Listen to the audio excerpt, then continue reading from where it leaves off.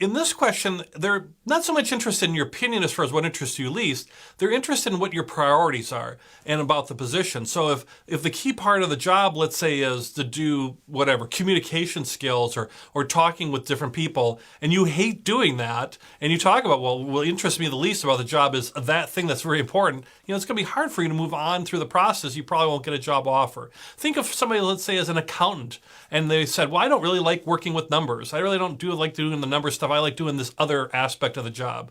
Well, if you're an accountant, working with the numbers is the job. So think about that. I mean, if it really is that, then you should be looking for maybe a different position or a different type of job. But really what you're looking for as far as this question is what interests you the least is something that is not very important to the job. It might be an aspect of the job, but it's not very important to the job. So for example, maybe if you're an accountant, what you don't like doing is some of the paperwork or some of the filing with the government or something like that. It's a necessary part of the job. You do it and explain you do it, but then you move on from there. So let's take an example of this where I'm emphasizing what I like least is something very, very small in relation to the job. Well, with the sales position, I love working with customers and I really like closing sales and hitting the numbers and really helping the organization to succeed and grow.